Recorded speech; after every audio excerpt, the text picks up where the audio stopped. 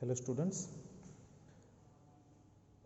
today we are going to discuss one of the experiment in your communication lab. So this is your syllabus for the communication lab, in which you have 8 experiments in part A and there are 4 experiments in part B, which is a programming one. Part B is a programming and part A is you have to do it manually with the discrete components. Okay. So which experiments we are going to discuss today is the measurement of frequency and wavelength in a microwave test bench. So what is the purpose or what is the aim of your experiment is to find out the frequency and the wavelength in a microwave test bench using a klystron tube. So we need to find out what the frequency and the wavelength in case of microwave test bench using a klystron tube. So what it is exactly? So let's see the components which are required for this. So we need a klystron power supply, klystron tube, a variable attenuator, a frequency meter, detector, a DSO and a slotted section. When I am explaining it on the bench, then you will come to know what are these components and why we are using it and how we have connected these things, right? So let's see the block diagram of it. So this is the block diagram of a microwave test bench. It is a quite easier experiment that you can understand. So a very first block is a power supply, which is called as a klystron power supply. Then the most important part or the most important component in this experiment is a klystron tube. So this klystron tube itself will generate a microwave which we are going to analyze. So after the klystron tube we have an isolator, next a variable attenuator, the frequency meter, slotted section, detector and the DSO. What is the purpose of klystron power supply? What is the purpose of tube, isolator, variable attenuator? Everything we are going to discuss today. Okay.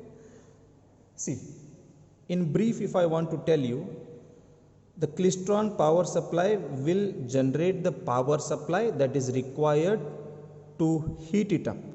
Heat what? To heat the klystron tube, right? So once the power supply is given to the klystron tube, it starts generating, it starts producing the microwaves, and those microwaves which are generated by the klystron tube will move to the isolator and similarly to the variable attenuator. This variable attenuator we are going to vary. The name itself says variable attenuator. So we are going to vary the attenuator and we are going to measure the frequency here. And while I am demonstrating, you will come to know what is the purpose of this exactly. It is quite easier to understand, no problem, right?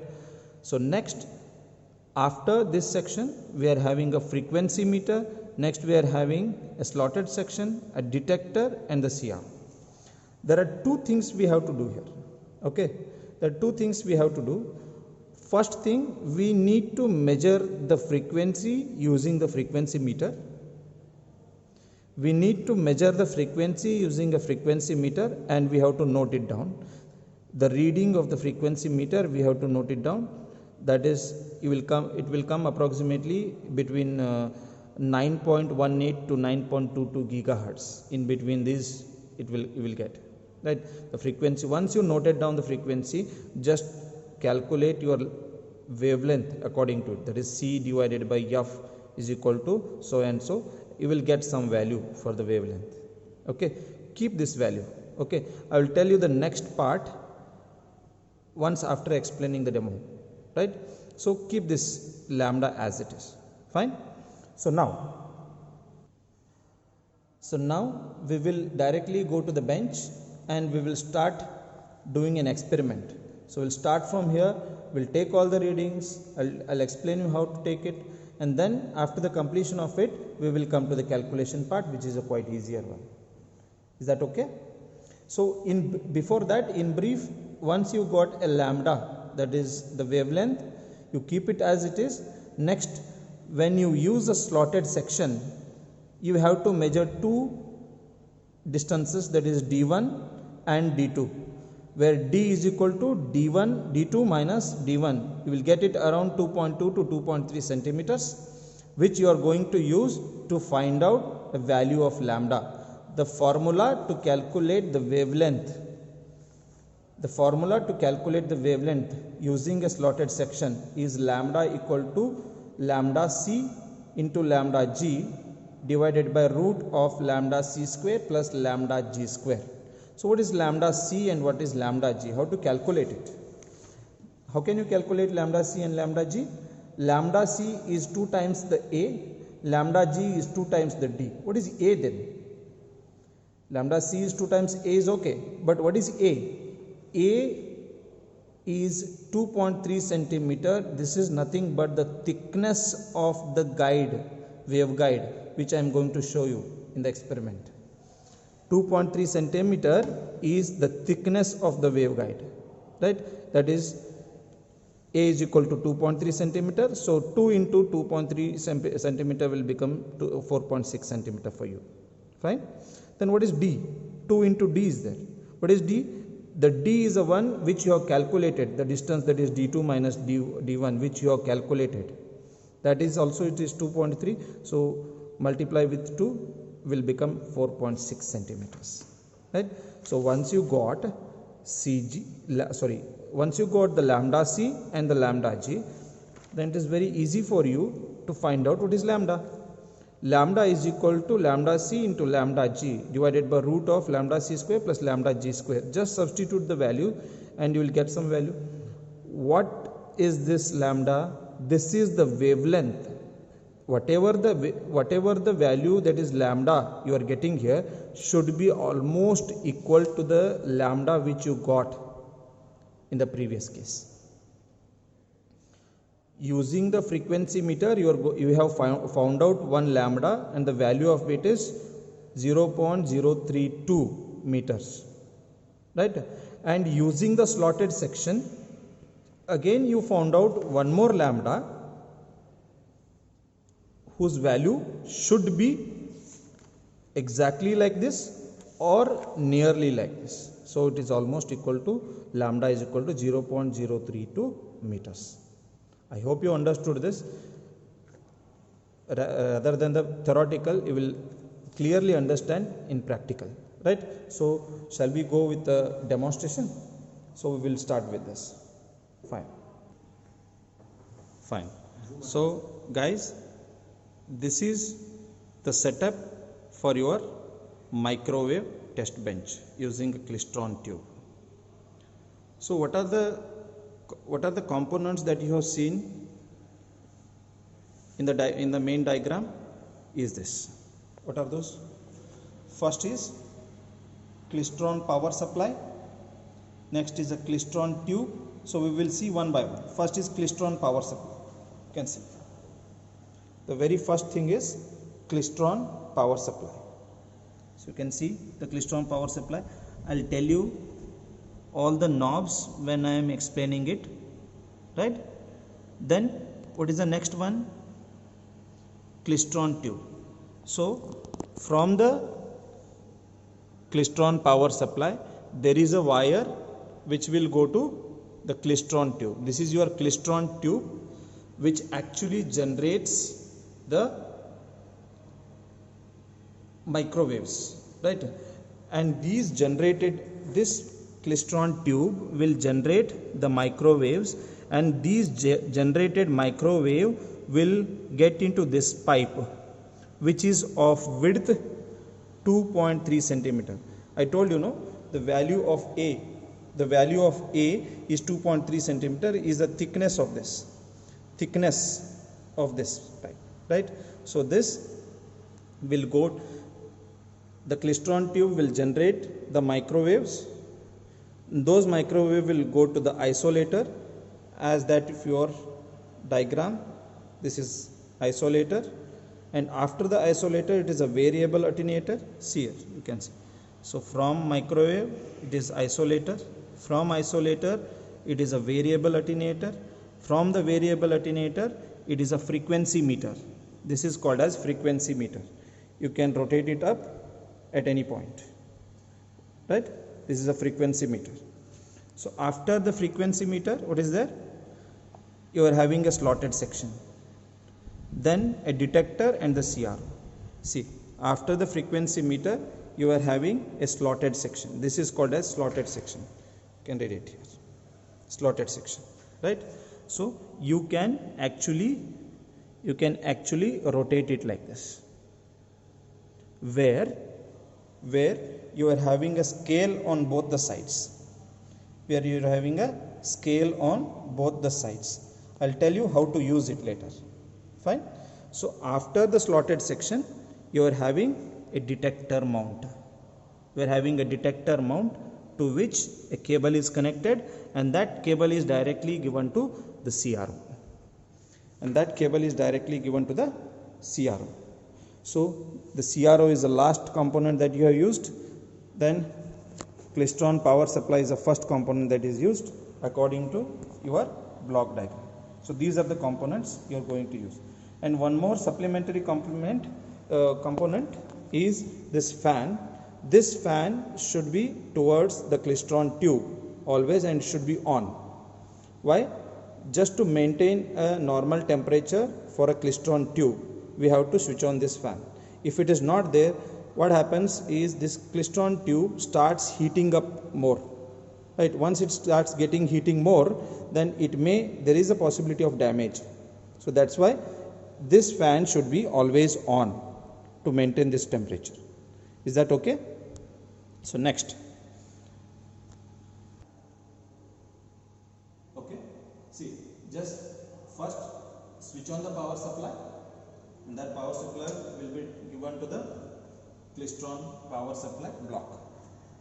This klystron power supply block, before switching it on like this, there are some precautions that you have to take. First, the meter select knob should be to the current. Meter select knob should be at the current position, and the modulation knob should be at the AM position. And next, the beam knob should be completely zero like this, that is anti-clockwise direction, and the repeller knob should be at the maximum position, right? And these should be in the medium positions, like if it should not be maximum or it should not be minimum, right? You can see these white lines, it should be at the middle, right? So these are the knob positions which you have to maintain, and this HT, that is high tension power, should be in an off position at the starting, right? So now what I will do, I will switch on the power, then what I will do, I will switch on the HT button, so that what happens, gradually the power will move to the klystron tube. So it will move to the klystron tube. So once it starts moving to the klystron tube, this klystron tube starts heating up. This klystron tube starts heating up. So how much we have to wait? We have to wait for 10 to 20 seconds to heat it up. So once, see here, the knob is for the current and your current starts increasing. What does this mean? That means this current is heating this up. So once it starts heating up, so it starts generating the microwaves inside this tube. Inside this tube it starts generating. So we will wait for this to heat up, right? So once it is heated up, what we will do? We will increase the beam knob, and we will try to maintain a current which is less than 20 milliamperes. For example, if I want to increase this, I'll maintain it up to 16 or 17, like that. Less than 20 milliamperes you can maintain it at any point, right? I'll set it up to 16 point something, right? So you can, I'll set it up like this. Less than 20 milliamperes you can set, right? So once the current is set like this, what happens? So this klystron tube starts generating a microwaves inside this tube, and this microwave will start moving from this tube, right? This tube or this pipe, and it will go to the detection block, detection mount, and this detection mount will receive the signals, the microwaves, and it will be sent to the CRO, where you will get a square waveforms. Just after this you will get a square waveform like that. So once you got a square waveform like that, you switch this to voltage now. Initially it was in a current now, current position, then you switch it to voltage position. So once you switch it to voltage position, you can see there, now also you are having a square waveform like that, right?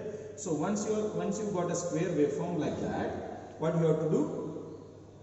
You need to vary this frequency now. Take a closer. So this is your frequency meter. This is your frequency meter, which you have to rotate actually.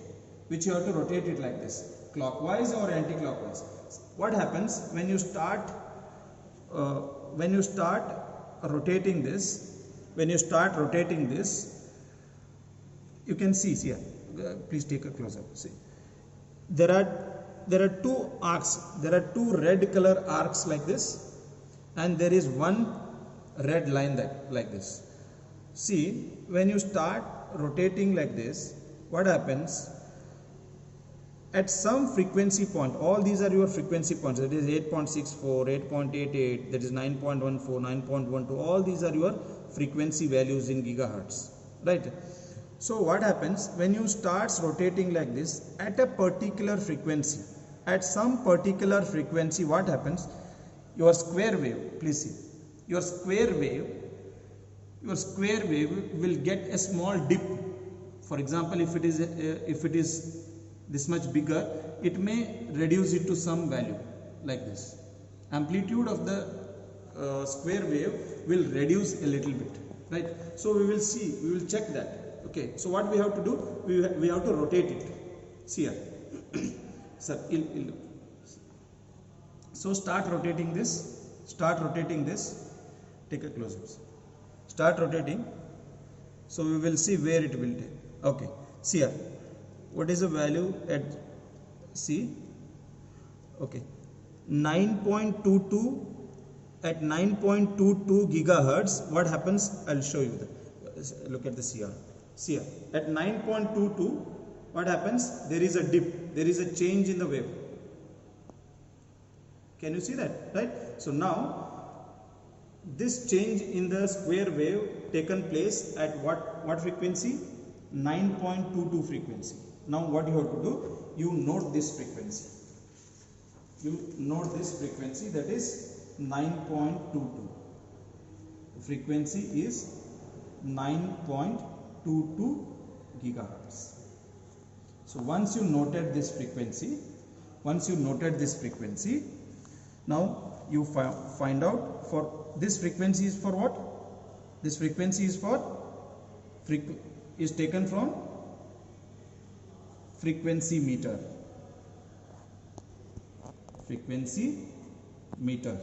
This frequency is taken from frequency meter. So what you will do with this frequency?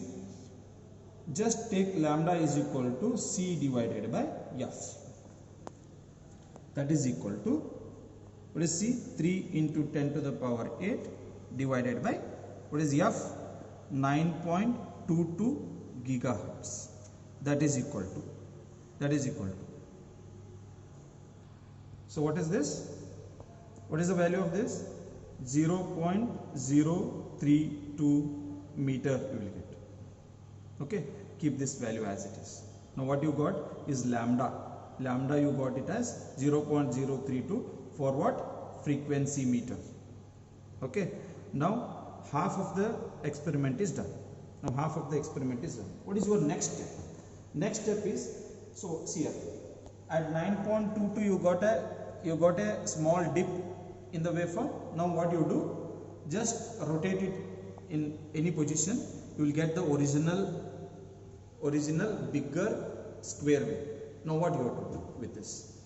Now what you have to do, whatever the connection is given, that detector mount, this detector mount connection is given. Now you remove this and give it to the slotted section. Take a close and give it to the slotted section. You remove it from here and give it to the slotted section, which is here, right? So once you give it to the slotted section, so what happens? Just what you have to do, there are two scales here. Take a close up. There are two scales. What you have to do, just see, you can see the CRO. See the CRO. So you can see the CRO here. There is a square wave which is maximum at some point. When you move this slotted section, it becomes minimum. See, when you move this slotted section like this, see the waveform, it will go to the maximum value and it will come to the minimum value once, right? So what we have to do with this now? What we have to do, first you rotate this slotted section and keep it at a maximum value. Keep it at a maximum value. See that. So now it is at a maximum value, right? Sorry, one second. Now it is at a maximum value, right? Now take a close up here. When it is at a maximum value, now just see any of this scale. For example, this is the 0th position.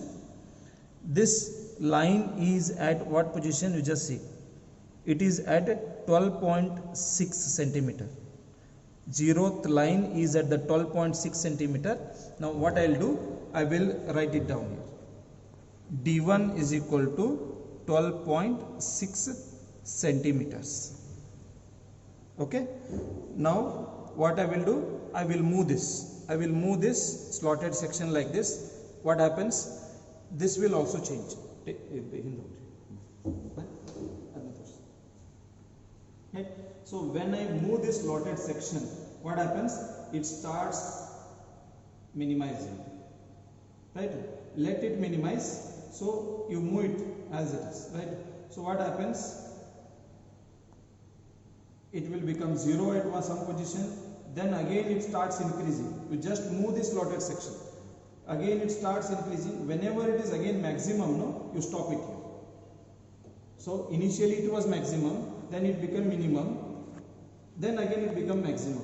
So one maximum position to one more maximum position we have to take a reading, right? So at first maximum position we have taken at 12.6 centimeter, right? Now one more maximum position you got. Now we will see the reading. See it. So what was the first position? That is 12.6 centimeter. Now it is what? Now it is what? 14.9 centimeters. D2 is 14.9